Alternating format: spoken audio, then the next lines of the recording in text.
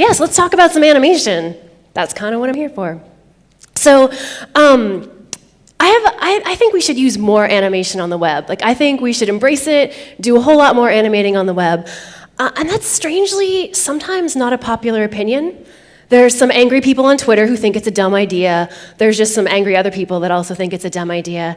And most of the people that have a problem with that tend to think that if we had more animation on the web, we would have an entire internet of this. Let's get it started. Maybe, maybe not. Really? Wow, I'm so good at computers. Maybe? No? All right, let's try this. Hold on. Pretending none of this is happening. Maybe we'll start now? There we go. Third millionth time is a charm. Anyways, if you're wondering what's happening here, I'm scrolling down to read some content. Yeah. And then you get to do it, you see it backwards all over again when you scroll back up because you're like, I couldn't understand any of that, what is going on? We could end up, if we did more animation on the web, we could end up with an entire internet full of this. We could, if that's what we made, but hopefully we don't. But we could also end up with an internet with more things like this. And this is Stripe Checkout. If you've ever re-upped your Dribble account or something like that, a lot of places use this for their checkout things. And there's a lot of animation going on in this entire checkout flow. Like basically, every interaction here is animated in some way. Everything you do has some animation attached to it. And don't worry, I blurred out my credit card number so you can't steal my card. Yeah, I know that's what you're going for. But there's a ton of animation going on here. And the main difference between what we just saw with a GoChat site and this Stripe's checkout isn't necessarily the number of animations. I mean, I haven't counted both, but the number isn't really what's different. It's the way that the ones in Stripe were designed. The reason that these feel better to use, that these look better, that these are just the kind that you wouldn't even notice necessarily until someone like me is like, did you see all the animations? Did you count them? Did you see every one? You get through an entire checkout process and you don't really even notice it because they're just so well designed and so ingrained in the actual interaction itself.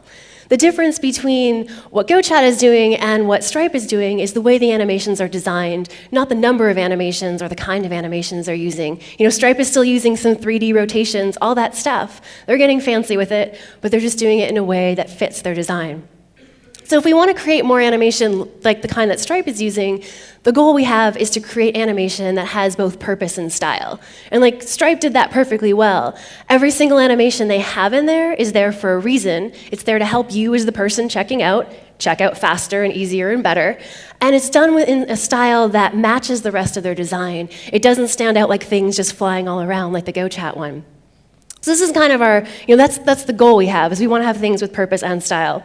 So this morning I'll be talking about animating with style in particular because, hey, that seems like a good one to focus on. And really focusing on the design decisions behind animation because that's the thing that gives the animation style. Yesterday Indra was talking about the guidelines and almost rules of typesetting and how that's how you can get to some good type layouts and how you can deal well with typography. Animation has a similar set of guidelines. We just usually don't use them very often because, as web designers, we've never really had to. Up until very recently, unless you were doing Flash, you never thought about this stuff at all. So now we kind of have to. And there's a lot of knowledge that predates us that we can lean on to make our designs and animation better and use these guidelines of animation. So the main guidelines of animation that are kind of like the guidelines of typesetting or whatever else are called the 12 Principles of Animation, and they were written by a really small company called Disney. You may have heard of them. Probably, maybe. And they wrote this book, which is like a giant book. It's huge, it smells like old library. It's not even available as an ebook, it's that old. And they wrote this book basically at a time where animation was just there as a technical thing. People were already creating animation before Disney came along, and they were kind of doing it just to prove it could be done, right? They were like, check this out. I can draw stuff and put it through a film projector thing, and you see animation. And then Disney's animators came along, and they were like, what if we tried to make that look like real life? What if we did more than just show it was possible? What if we tried to make it seem real? They were wildly successful, obviously. They did pretty well at this whole animation thing. And then they wrote this book to tell everyone, basically reveal all their secrets of how they did it. They put together the 12 principles of animation, and that was how the Disney animators created real life on these, just cell-by-cell drawings. The 12 principles of animation are in this book, and also conveniently summarized in this Tumblr. Yeah, it's half joke, half real, because Tumblr is not for real information. Who goes there for real stuff? But it's really good. And the same designer who put together this Tumblr also put together a nice little video of things. So, it's the 12 principles in the book, in case you were wondering. And these are a set of guidelines we can use to make animation better, not just the kind of animation that Disney did back in the 30s and 40s and 50s, and well, still now really, but also when it comes to interfaces and dealing with things on the web. There's this kind of strange things that happen when we see animation in front of us, even if it's on screen or on film or anything like that. We try to figure out why it's moving the way it is, because that's just what we do. We know things about real-world physics. We kind of imply things about emotion, and we try to apply that to the things we see moving. And that's true whether it's a proper character, like the mice here, or just a square on screen that we're what is it moving for? What is it doing? We've tried to imply that. So I put together a little example that we can work through to see how we can apply just 3 of these, because 12 is a lot, right? I mean, come on, second day of a conference, we don't want to talk about 12 things, let's talk about 3. It's much easier. I picked them, so the 3 kind of most impactful and powerful ones we can apply to the web to get the most for our little bit of effort. So I put together an example that is just a basic modal window animating in, and it's confirming a reservation at a cat cafe because why not? So this is our starting point. Just kind of animates up in slow motion in case you missed it, right? So it's at a point where a lot of animation on the web gets left right now, right? You're it moved, check the box, cool, what else do you want? You just kind of leave it right there. It's at the point where it's just there and nothing else. But I think we can do a lot better with it. Right now it's just kind of here's your reservation. There's no there's nothing to it really besides it just animating in. And we have this thing with bright colors and kind of silly copywriting that's just a little bit fun. And it's we're gonna go see cats, which is super exciting. At least for me, maybe not for you. Whatevs. It's cool. So we want to take it just a bit further and actually design this animation, make it be there for a reason, and use that opportunity to say something, match the rest of our design instead of just being it's there. So we'll take a look under the hood at what's going on. We're doing it in CSS because like Jeremy, I like CSS. It's kind of cool. And if CSS can do it, so can anything else, right?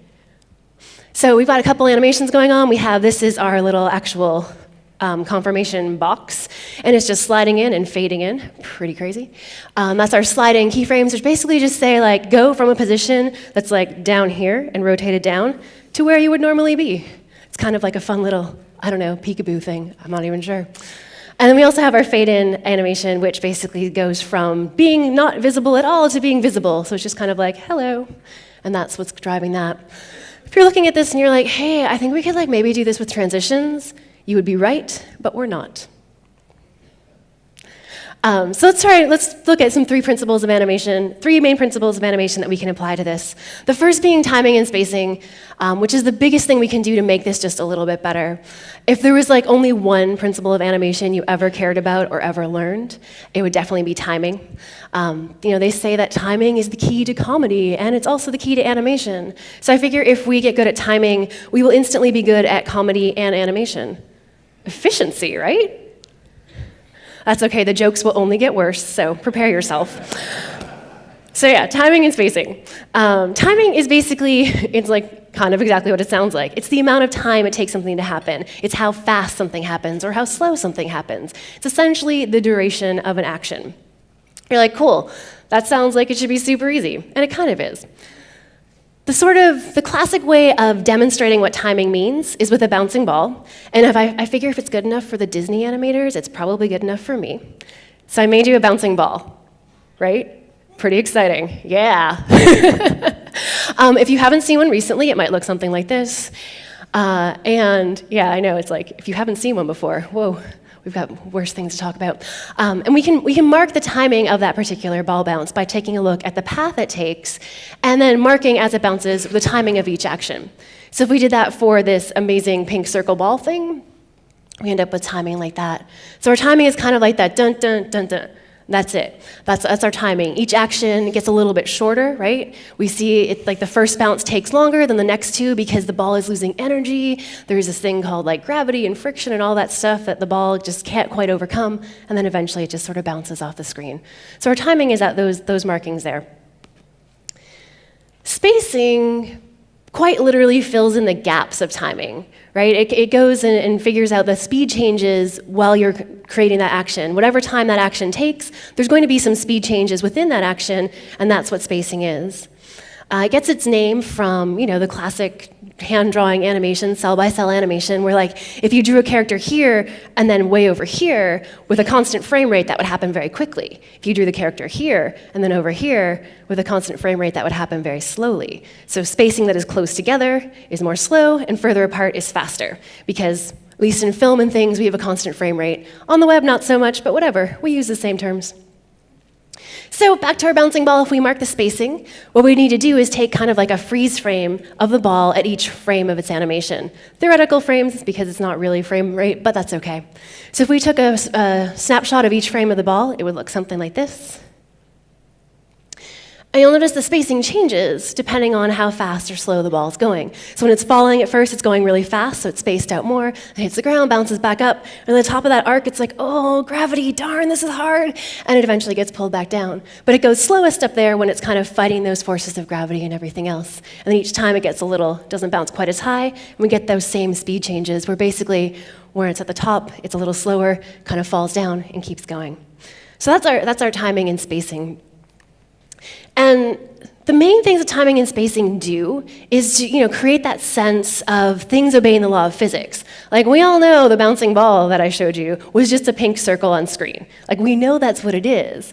But because of the timing and the spacing it had, it suggested some things from the real world. It suggested that it was, obeying the laws of gravity, at least sort of, kind of. And, it gave you a sense even of maybe what that ball is made of. It didn't bounce super high, so maybe it's a little heavy. It didn't really squish when it hit the ground, so maybe it's very rigid. If it was like a bowling ball, it would have just been like thunk, blah, and that would be it. So we know that wasn't a bowling ball. It was kind of like dun, dun, dun. You're like, ping pong ball, maybe, something like that. We can make these assumptions based on how it moves, even though we know it's not actually a thing. More importantly, though, at least for us, since we aren't usually trying to emulate physics quite so specifically, right? Not a lot of interfaces have bouncing balls in them, at least not yet. Maybe that's a thing that's coming, don't know. Who can predict trends? Don't make that a trend. Don't do it. But it also establishes the mood and emotional state of an object. And that does sound a little crazy. Do we really look at objects and try to think of their emotional state? But we totally do. There was a study back in, I guess, the 40s, where this professor showed a bunch of students an animation that was just geometric shapes. It was triangles, circles, and squares. And they asked the students to describe what they saw. And the students wrote responses well, that triangle is really angry at the circle, and that square, he is mean.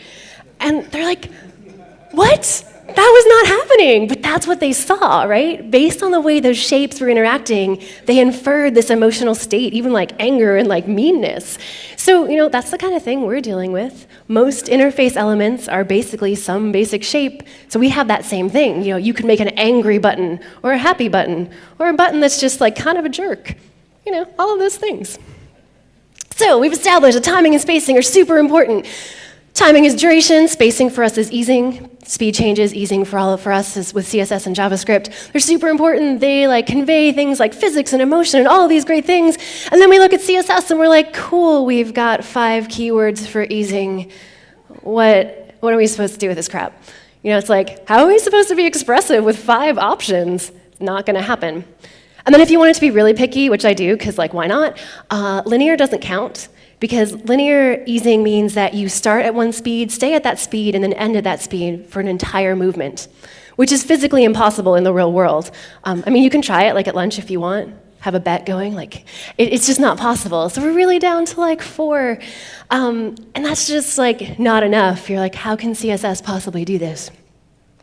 But that's where our friend the cubic Bezier function comes in, and this is basically the main reason why we can do timing and spacing in CSS at all in a meaningful, designed way. I call my friend, but when I first saw the cubic Bezier function, I wasn't really friends with it. I was like, what is that? It's just like number barf in my code. Why are you messing with my CSS? It's ugly. But it turns out it's not actually number barf. Crazy, right? those numbers have meaning. And since we've got those 4 numbers, they're actually a set of 2 XY coordinates, which is just like that. So we have x1 and y1. And suddenly these start looking a lot more like a thing we can understand in a meaningful way. I mean, because nobody looks at motion and is like, hey, so you know what, I think that one needs more of a 0.58, maybe 0.1, 0.371? Yeah, that's probably more what you need. No one talks about motion like that. If you know someone that does, maybe, I don't know, talk with them, because that's weird. So it's easier to think of these as these XY coordinates, mostly because that means we can actually plot them on a graph that we can read quickly and not be looking at a list of numbers and just wondering, wait, was that higher or lower than the last one I saw? Ugh, too hard. So with those 2 XY coordinates, we can actually graph these cubic Bezier functions. We can plot the progression of an animation against time, and we get an idea of the speed changes that happen over the course of that animation. So these are where XY coordinates are, and we can move those smaller pink circles to manipulate the curve in between the bigger pink ones. The start is fixed. Your animation does have to start. Sorry, philosophical arguments aside, it's going to have to start. It will also have to end at some point in time. You can make it 5 billion, 1,000 million seconds long, but it will end eventually. So we have those 2 set points, and we can manipulate the curve itself by changing those 2 smaller points. And the way these get so much easier to read is anywhere where it's very steep, the rate of change is fastest or faster, and then where it's a little flatter, the rate of change is slower. So this one's kind of go slower, then speeding up, and then slower again at the end, which is an ease in out. So there's a lot of, many code editors have some cubic Bezier curve editors as well built into them, or you could go to cubicbezier.com if your editor doesn't do that, and manipulate these little handles to change the shape of the curve. Then once you've got one you like, you can race it against other curves. Yeah, it's fun. It's okay. I know inside you're all thinking this is an amazing, fun thing to do. Tomorrow when you get back to work, just show everyone, I'm racing them. It's a game. Spoiler alert, it's always a tie. Anyways, so, a lot of people who call themselves motion graphic artists or deal with make animation as their job, as their main job, they wouldn't consider a project done if they didn't go into their graph view. And I think we probably shouldn't either on the web. Because if nothing else, our graph view looks a lot easier than this one. So the moral of the story is that everything is better with cubic Beziers. Ice cream, pizza, all sorts of things, but especially ice cream. Yeah, that's a slow joke, right? You're like, it's so bad. We'll give it to her, but oh, terrible. I know. I can only do dad jokes. Sorry. So based on all of that, back to our example, we'll take these principles of timing and spacing, look at cubic Beziers, and pick a different curve for our modal box. Right now, it's just doing an ease in. Kind of boring. Let's make it do something a little more interesting. So in true cooking show style, this is the curve that I picked for our box. Usually this takes a little bit of time and playing around, but that's really, really boring to watch, so I just showed you the end result. And our curve here, one of the most interesting things about it is you'll notice it actually kind of goes outside of its bounding box at the end there. So keep an eye on that.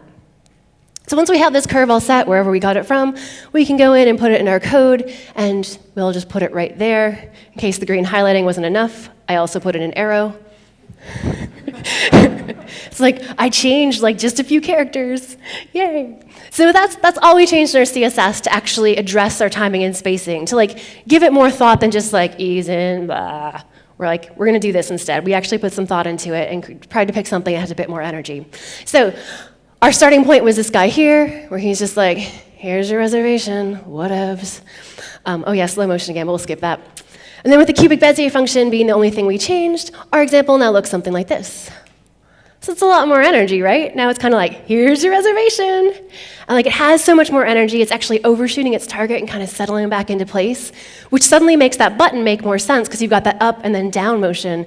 And just that small change, we've already got something that feels more energetic. It feels more like it matches the bright colors and whatever excitement you might have. Apparently, I'm the only one excited about it, but that's all right. And like that energy matches the design just a little bit better than our original looking thing. So to be super efficient, by picking the curve that I did, I also got us a second principle of animation, and that is follow-through. So follow-through is essentially the idea that not everything stops at once. There was a really great story in the Illusions of Life book about like how Walt Disney was just like, looking at some dailies or whatever and was just like, oh, yeah, nothing stops all at once, you guys. And that was kind of like their aha moment where this principle came out of. The book tells it much better than that, though. I just think it's kind of a funny way to come up with it. And if you think about it, in real life, it's true that nothing really does. If you think of like something like a bulldog with like really floppy cheeks, when he turns his head to look at something, his cheeks are like blub, blub, blub after him. And they eventually stop, but every time he turns his head, they just kind of go a little behind him and have that little kind of squishy follow-through idea. So not all parts of the dog stop at once. Not all parts of us stop at once. If we just like quickly stopped, some parts would, your hair, your arms, things would keep going as well. So follow-through could be very squishy, like the bulldog thing. It can also be very rigid, more like a roadrunner thing, where he also has some follow-through, gets to some birdseed, and it's just like da-da-da, and that's that same idea. So follow-through can be a lot of different types of energy can come from follow-through. And for us, when we're dealing with things on screen that maybe aren't dogs or roadrunner, things that are a little bit less real life, or a little bit less like animals, I guess it could be real life too, it tends to kind of be shown by overshooting your target, because you've just got so much energy, you can't stop in time, so you overshoot it and then you come back. And that tends to be how that plays out, which is exactly what our modal box is now doing. It's like up and over and stopping to confirm its reservation. And one of the easiest ways to get that overshooting and that sense of follow-through is by picking an easing curve that actually shoots out of that box, because that's our progression of our animation. So if it goes up past the end of the progression, that means your object is going to go past its endpoint and then back. You could also get it by adding some keyframes, which gives you a little bit more control, but since I'm going for like super efficient ones and I'm feeling kind of lazy this morning, I went with that one instead. Oh yeah, I forgot, arrow. That's where the curve goes out of the box. in case you hadn't noticed and looking at it already. So that's two principles of animation. We looked at timing and spacing, and by looking at that and creating more energy, we got some follow-through as well, which I think is a really important thing to realize about these 12 principles. Like you look at them and you're like, oh, 12 is such a long list. It's like 12 things I have to memorize. Who wants to do that? But a lot of them build on each other. Actually, a lot of them are kind of variations or built upon timing and spacing, which is just all the more reason that one is so important. So I promised 3 principles of animation to make this better. I mean, we're already looking a little bit better, a little more energetic. It's kind of fitting. It's feeling all right. But I also want to add in some secondary action. This is one that tends to get ignored on the web. I'm not really sure why, but we have this tendency as web designers to like move everything as if it's like all etched in glass and like glued together. Like we'll have like these slideshows or carousels that are just like one thing moving in, and it's got like, a photo with like a text and a button, and then when it leaves, it goes out all as one piece, and then number 2 comes in like that, and it's the same thing. It's like a photo with like text and a button, and it all moves like it's attached together. But like, it doesn't have to be, right? We could move things separately. They could be, or not even separately entirely, but we could move things in a way that feels a little bit less like they're so rigid. So secondary action is basically any action that adds to the main action, something that makes the main action seem more dramatic or more impactful or more anything, really. Just those little bits of motion that kind of reinforce what's happening. They might kind of like guide your eye towards the main animation. They might make the main animation seem larger and bigger. All those kinds of things. That's all secondary action. We see this a lot, or you've probably seen it a lot, if you've ever liked a tweet on Twitter. So the do like heart animation has a lot of secondary action going on. When you click on it, it's like, hey. So the main action in that animation is the heart scaling up, right, of it being like doo-doop and being bigger. But all that secondary action of like those circles that come up to make it seem like it's more exaggerated, all the dots that are like party time, hearts that are blowing up, or whatever dots mean. That's what I interpret it as. And right below it there, that's the sprite that actually runs that animation. So you can see all those little bits of extra things. The heart is the main piece. It scales up and back down, but there's all those circles and dots around it that really kind of embellish and make it seem like it's so much more. If they just had the heart going like up and back like that, you'd be like, this is so unexciting, so uninteresting liking a tweet, but now it makes it so much better. So this sprite-based approach is one way to get secondary action, but it's not really going to work for our example, right? Like, we don't really have anything that's like illustrative that we can create a big sprite of. Plus, it would probably be really boring to like watch me make a sprite on stage. Not going to do that. But what we do have is different elements within a container, right? We've got this container box, we have like a title, we have a paragraph, we have like a button below it and a cat photo. We have like child elements that we could use to reinforce that main action of the modal kind of coming in and entering and making it seem just a little bit more organic. You know, that's one thing that secondary action tends to do. When we have more than just one motion, it feels a little more natural because we don't generally walk around like this all the time. At least I try not to most of the time. So to add some secondary action in our example, what I was thinking a good plan would be was to actually make those child elements move at a slightly different speed, a slightly different pace than their parent, almost like they were being dragged up and kind of following it. So we could create an effect that's sort of like a wave. So we have like one thing, the other thing, they meet together, and then they all come down at the same time. So that seems like a good way to do secondary action to me. And to demonstrate how we can do it, I'm actually going to go in and code this up for real because, you know, live coding seems like a good idea. Nothing went wrong so far today. Famous last words. Anyways, so this looks a little funny for me, but it seems to look good for you, so I'll leave it. Like Jeremy said, I will make it my problem because this is a job. I don't even know what that means. Anyways, so just to prove that we're in the same point we were before, here's exactly where we were. You know, we have that kind of like little more energy, that bit of follow through. We've totally got that cubic Bezier function. You can tell it's the same because it's still highlighted in green. Yeah, everything based on colors. So what I'm going to do to add some secondary action here is create a second, smaller animation for our internal text, for our headings and our paragraphs, so we can kind of have this like headings, paragraph, everyone together, yay. So right now, our main container is using this slide in animation, which is going from like rotated down and really far down to where it would normally be. So I'm going to make just a smaller version of that animation to apply to our text. Because if it's like child elements, it should be moving less than its parent, and we want to make it feel like it's being dragged up a little. So we'll start by adding some keyframes. I'm going to call this one slide in short, because I am very creative with my animation names. Yeah, no, not at all. And we'll make it go from, because we'll keep this simple, from a transform of a rotation. Oh, that's not how you spell rotation at all. So for a rotation on the x-axis, our parent is doing minus 30, which is like really bent over. So maybe we'll do like minus 15 degrees, because that's half of 30, and that sounds like a good plan. And then we also need to translate it on the y-axis, not as far down as the 400 pixels, but perhaps 60 pixels instead. So we're going from a spot, or from a position that's just a little bit turned down, and a little bit below where we'd normally be, to where we'd actually be. It really helps if you act out your animations. It's like totally a technical thing. Really impresses boss and colleagues when you're like, check it out, just do this. And they're like, oh, what? Who are you? Why are you here? Which is exactly what you're thinking about me right now. So we'll go, once we have our from state, we want to get it to go to somewhere, and our to state, we will follow the same model we did with our parent and just make the to state exactly where it would be anyways.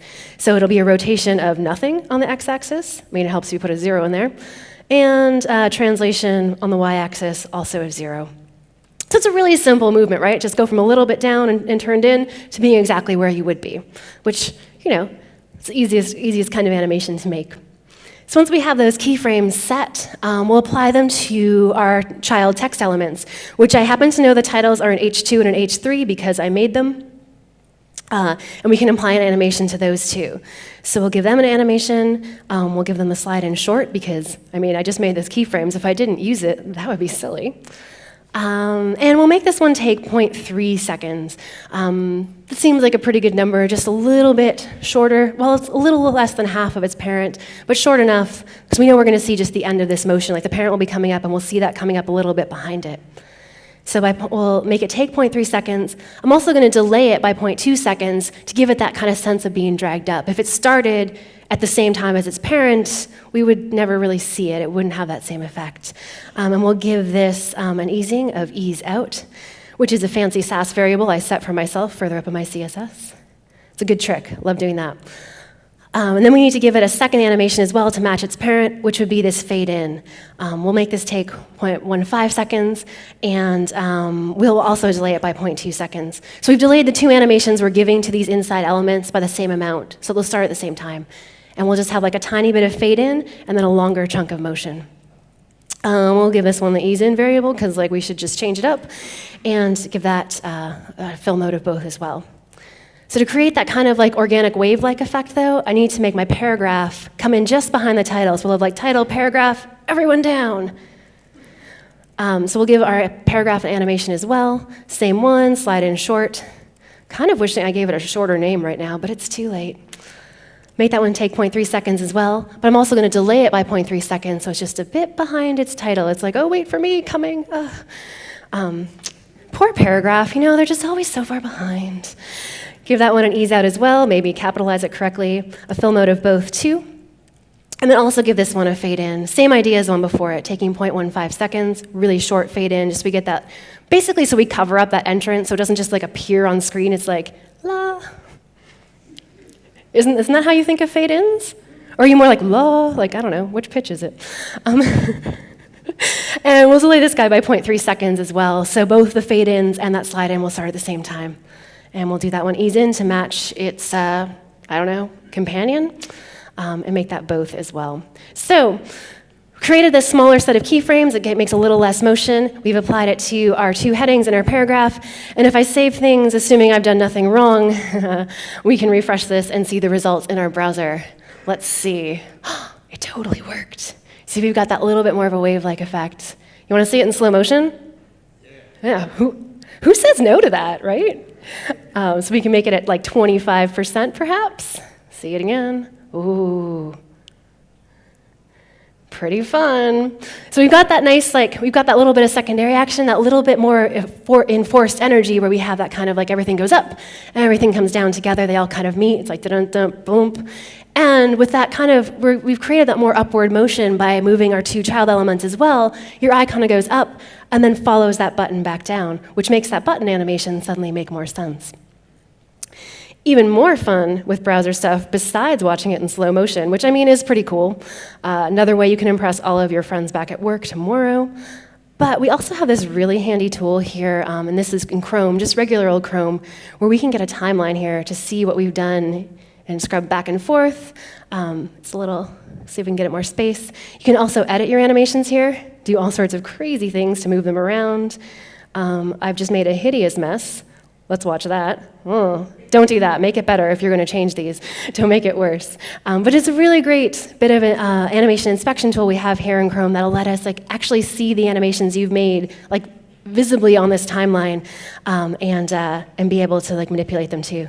Move it up a little bit so you can see it. So that's a super handy way to deal with things in Chrome, especially if you improve the animation as opposed to make it worse like I did. And if you're more of a Firefox person, they have that here in Firefox as well. Where they have all the animations we've made. You can it'll give you a little information about them. It'll even show you, when you click on them, the actual keyframes in it, which is pretty great. So these browser tools make it so much easier to actually design the animation we're making. Because instead of just blindly writing CSS and you're just like, I think that'll maybe kind of work, and then you go refresh it and you're just like, I hope it looks good. You can go in here and actually adjust them while you're looking at it in the browser, which saves tons and tons of time. I really love these new inspection tools that we have. Both browsers also have a cubic Bezier editor in them as well, if you want to mess around with that, which is super handy. So you can make all sorts of crazy cubic Bezier curves, or slightly crazy ones, whichever. Cool. So we've gone through our back to Chrome here. So we've gone and made our example. Just we've got it working just a little bit better. We didn't really do a whole lot to it. I mean, it took us like 20 minutes to change it, but that's with me like talking about every single thing all the time and all the terrible jokes. So like, cut all those out. You could do this in like 5 on your own. You're just taking that little bit more of attention to the animation and taking it from a place where it was just like, it's just there, to being like, hey, it actually has purpose and intention, and it matches, at least in this case, matches the energy that we have, and it matches like the colors and copy and all that kind of thing.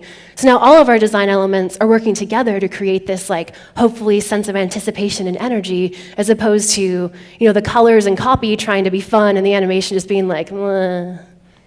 So we've done pretty good improvement there, just by changing those few factors and not taking a whole lot of time, which I think is pretty great. So we'll head back to this. Ooh, I was a little bit worried that wasn't going to come back. So, I mean, that's pretty cool and all for this, fake cat cafe thing. But perhaps you don't all design for cat cafes. Just a hunch I have. So how do you get your brand in motion? What kind of things can you do to create motion that will communicate the things your brand wants to say? Maybe you don't want to say hot, high energy and like, hello. Maybe you have other things you want to say, not the exact things we did with our example. So, hey, Keynote, it's cool if my clicker works again. There we go. So you want to match your animation to your design style like we did for that particular example, but to make it more real for your brand and for the products that you make, one really easy way to decide what the animation should look like and what it should say is actually using those same words that you use to describe your brand. The same things that you describe your product or your brand, those words can also be defined in motion. For example, IBM does a whole lot of motion work, and they've recently released a motion style guide, and their entire style guide is basically based on the machines they used to make. IBM used to make those giant room-sized computers. They used to make typewriters and reel-to-reel things. I don't even know what those did. I guess they were hard drives. Don't even know. But they used to make those, so they decided for them and for their brand, creating motion that invoked the same mechanics those machines used would be a good way for them to express their brand. And it worked really well. They wanted to use things like the strength of machines and the consistency and the kind of structured movement of machines, and they put that into their style guide and into their brand animation. Assuming you don't all work for places that didn't used to make giant machines, there's other ways we can get there too. You can use these same adjectives you used to describe your brand, whether it's energetic, things like friendly, sleek, strong, all of these words you might use to describe your brand, we can define in motion as well. For our example, we were focusing a lot on the energy factor because that was kind of like the excitement energy thing, but all of these things can be defined in motion as well. All of them can be defined in motion using the 12 principles of animation. See how I just tied that all together? Crazy. Anyways, so things like follow through, what we used in our example, tend to read as being very energetic. Anticipation is sort of like the inverse of follow through, and it has that same approach of feeling very energetic, very friendly, usually a little bit bold.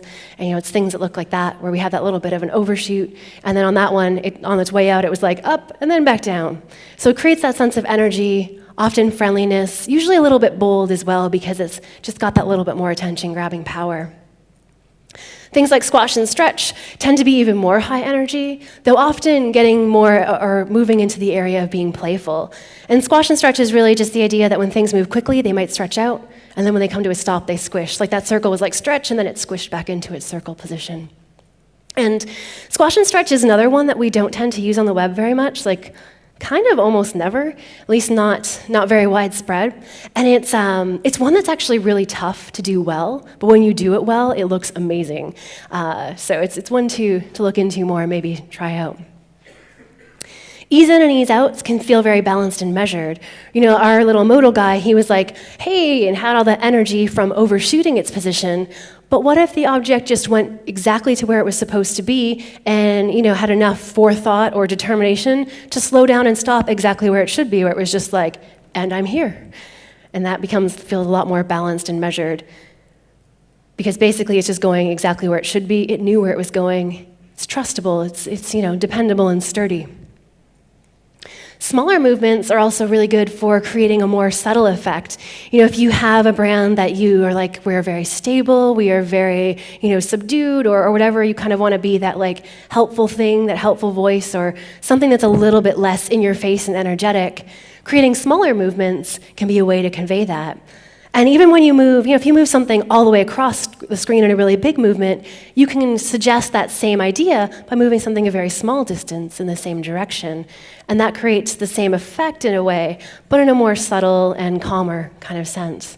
So like that little guy just moving up just a little bit, but you still get the idea that that square came from the bottom and showed up at the top of where it landed.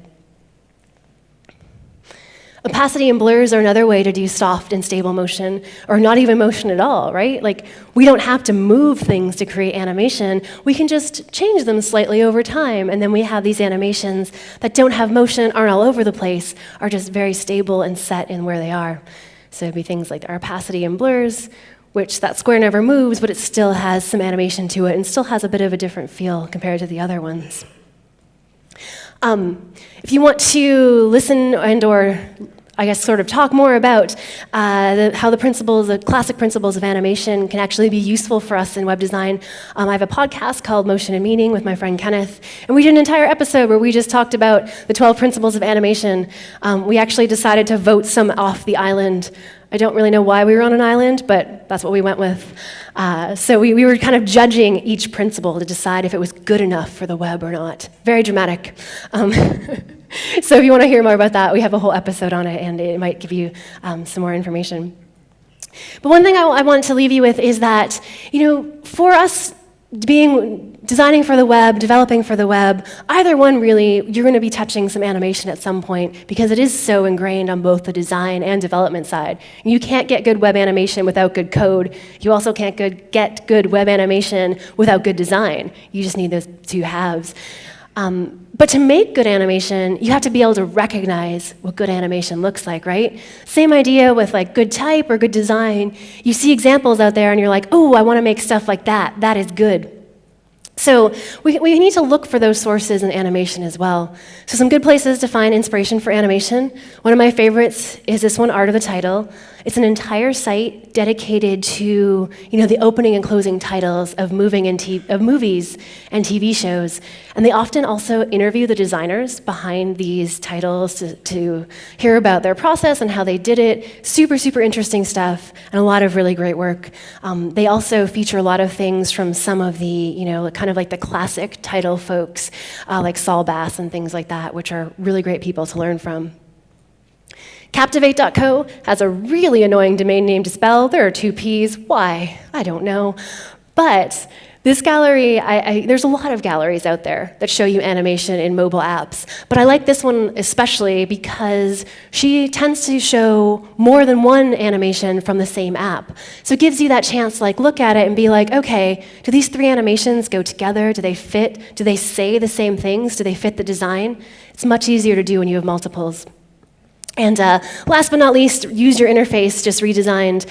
They have a lot of really great, some mobile, a little bit of web as well, some really great examples of interface animations done well, and gives you something to kind of compare your work or what other things you've seen too.